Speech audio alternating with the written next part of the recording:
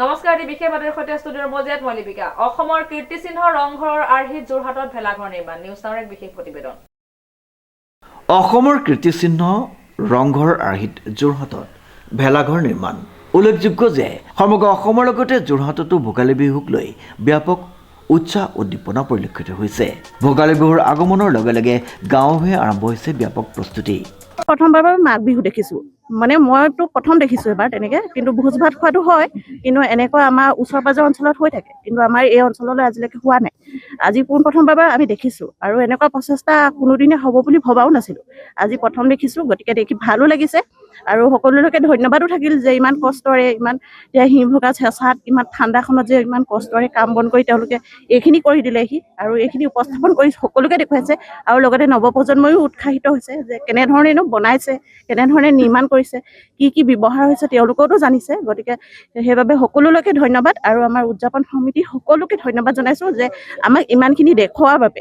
কিমান দিনলৈকে ৰাখিব পৰা ব্যৱস্থা হয় সিমান দিনলৈকে ৰাখিব লাগিব, কাৰণ এইখিনি চাবলৈও আহিব ওচৰ পাজৰ গাঁও অঞ্চলৰ হয়তো কোনোবা আহিবও পাৰে চাবলৈ। গতিকে আমি ৰখা ব্যৱস্থাটো সুবিধাটো কৰিব লাগিব। গতিকে যিমান দিনলৈকে ৰাখিব পৰা ব্যৱস্থা হয়, যিহেতু নৰা আৰু খেৰৰহে, গতিকে সেইকাৰণে অলপ দুদিনমান থাকিব। সেই থকা কেইদিনৰ কাৰণে আৰু যোন আহে চাবলৈ। উল্লেখযোগ্য যে যোৰহাট জিলাৰ ৰৰৈয়া হলীয়া গাঁৱৰ সমূহ ৰাইজৰ একত্ৰিত উদ্যোগত ভোগালী বিহু উদযাপনৰ বাবে ব্যস্ত হৈ পৰিছে ৰাইজ। যোৰহাটৰ ৰৰৈয়া হলীয়া গাঁওখনত মুঠ 70 ঘৰ লোকে বসবাস কৰে। আমাৰ গাঁওখনৰ নাম হৈছে ৰৰৈয়া হলীয়া গাঁও। হয়তো বহুতে আমাৰ গাঁওখন অকণমান চিনি নাপায়, কাৰণ আমি নামনি হাবুঙীয়া আৰু উজনি হাবুঙীয়াৰ মাজত অৱস্থিত। তথাপিও কিছুমান ক্ষেত্ৰত আমাৰ গাঁৱৰ নাম আছে, যেনে আমি আঞ্চলিক ভাগৱত, আমাৰ আঞ্চলিক ভাগৱত যেতিয়া আমি পাঠ কৰোঁ, মানে আমি কৰোঁ, আঞ্চলিকত আমাৰ এটা সুনাম আছে আমাৰ ভাগৱতৰ। সেইটোকে বহুত ক্ষেত্ৰত বহুত জেগাত আমাৰ চিনি পায়, কিন্তু কিছুমান মানুহে হয়তো আমাৰ ক'ৰবাত মানে ইয়াত নতুনকৈ ঘৰ বাৰী বনাইছে, সেইবিলাকে হয়তো চিনি নাপাব পাৰে। হয়, আমাৰ এই পদক্ষেপটো একচুৱেলি আগতে এই পৰম্পৰাগত ভোগালী বিহুটো আমি আয়োজন কৰি আহিছোঁ, কিন্তু আমি এইবাৰ অলপ বহলভাৱে আমাৰ খেলত 70 ঘৰ মানুহ আছে, আমি 70 ঘৰ মানুহে মিলি এই পদক্ষেপটো এইবাৰ লৈছোঁ। আৰু আপুনি দেখিছে এই 70 ঘৰ মানুহে মিলি পিনি আমি এইটো পৰ্যায়ত আজি উপনীত হৈছোঁ। আৰু আমি আপোনালোকে যিটো কৈছে যে ৰংঘৰটো কিমান দিনত কেনেকৈ কোৱা হ'ল, একচুৱেলি আমাৰ 70 ঘৰ মানুহে প্ৰত্যেকজনৰ মানুহৰ এজনলৈ ইয়াত আমাৰ কৰ্মৰত হয় আৰু যিমানখিনি সময় দিব পাৰে মানে প্ৰত্যেক ব্যক্তিয়ে দিয়েহি। আৰু আমি নৰা কটাৰ পৰা বাঁহ কটাৰ পৰা আৰম্ভ কৰি আমি উইদিন আপোনাৰ 12 দিন মানত এইটো হৈ গৈছে, এতিয়া আমাৰ শেষ পৰ্যায়ত এইটো। আৰু লগতে আমি এই ক্ষেত্ৰত আপোনালোকক জনাওঁ যে আমি দুখেৰে জনাওঁ, 2025 বৰ্ষটো হয়তো আমাৰ বাবে আপোনালোকে সকলোৱে জানে যে একদম দুখৰ বিষয়। আমাৰ হিয়াৰ আমঠু জুবিন দা যিহেতু আমাৰ মাজৰ পৰা হেৰাই গৈছে, আৰু তেখেতৰ শ্ৰদ্ধাঞ্জলি আমি অনুষ্ঠানে ভাগিও হাতত লৈছোঁ। যিহেতু আমাৰ সেইটো দেখাইছোঁ, আমি হাৰ্ট থ্ৰ' যিহেতু কোৱা হয়, কাৰণে আমি হাৰ্ট হিচাপত তেখেতৰ আমি ফটো তাত লগাই আমি শ্ৰদ্ধাঞ্জলি অনুষ্ঠান এটা পাতিম, আৰু সেইটো আমি বনাই থকা হৈছে, আৰু কাইলৈ এইটো কাম সম্পূৰ্ণ হ'ব। গাঁওখনৰ প্ৰতিঘৰ লোকে একেলগে মিলি প্ৰায় 12 দিনৰ আগৰে পৰাই একগোট হৈ আৰম্ভ কৰিছে ভোগালী বিহুৰ প্ৰস্তুতি।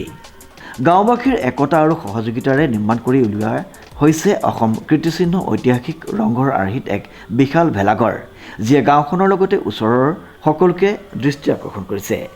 ভোগালী বিহুৰ শুভেচ্ছা। আজি আমাৰ এই হলীয়া গাঁওবাসীৰ ৰাইজে উদযাপন সমিতিয়ে মানে কষ্ট বুলিয়ে নহয় আৰু বহু আনন্দৰে পথাৰত নৰা কাটি আমাৰ আইসকল আৰু আমাৰ যুৱবৃন্দসকল সকলো একত্ৰিত হৈ আমাৰ আজি এই ৰংঘৰ ভাগ আয়োজন কৰিলে। তাৰ বাবে আমি নথৈ আনন্দিত হৈছোঁ। এয়া আমাৰ গাঁৱৰ প্ৰথম পদক্ষেপ। আগতেও এনেদৰে উদযাপন কৰা হৈছিলে, কিন্তু ইমান আমাৰ কোনো লাইভ আহি আমাৰ ইয়াত মানে যোগাযোগ নাছিলে। সেইটো কাৰণে আপোনালোকে অহাৰ বাবে আমাৰ অশেষ ধন্যবাদ থাকিল। আৰু এই কাৰ্যসূচী যিমান দিনলৈকে চলে, কালি মঙলবাৰৰ পৰা ধৰি বৃহস্পতিবাৰলৈকে শেষ হ'ব। তাতে যাতে আপোনালোকে আহি পেলাই আকৌ পুনৰ আমাক সহায় সহযোগ আগবঢ়াই দি যাতে আমাৰ এই পিছপৰা অঞ্চলটিক আগুৱাই নিয়াৰ বাবে অশেষ ধন্যবাদ জ্ঞাপন কৰিলোঁ আৰু ভোগালী বিহুৰ শুভেচ্ছা জ্ঞাপন কৰিলোঁ। আপোনালোকলৈ ধন্যবাদ। এই ভেলাঘৰত গাঁওখনৰ 70 ঘৰ লোক একেলগে মিলি ভোজ ভাত গ্ৰহণ কৰাৰ ব্যৱস্থা গ্ৰহণ কৰা হৈছে। ইয়াৰ উপৰিও ভোগালী বিহুৰ মূল আকৰ্ষণ মেজি জ্বলোৱাৰ অনুষ্ঠানৰ লগতে টেকেলি ভঙা খেলকে ধৰি বিভিন্ন ধৰণৰ পৰম্পৰাগত খেল ধেমালিৰো আয়োজন কৰা হৈছে। এইদৰে অসমীয়া সংস্কৃতি, ঐক্য আৰু পৰম্পৰাক আগত ৰাখি ৰৰৈয়া হলীয়া গাঁৱৰ ৰাইজে ভোগালী বিহুক এক অনন্য আৰু স্মৰণীয় ৰূপত উদযাপন কৰিবলৈ সাজু হৈছে। অনুপম বৰাৰ ৰিপৰ্ট, নিউজ নাও।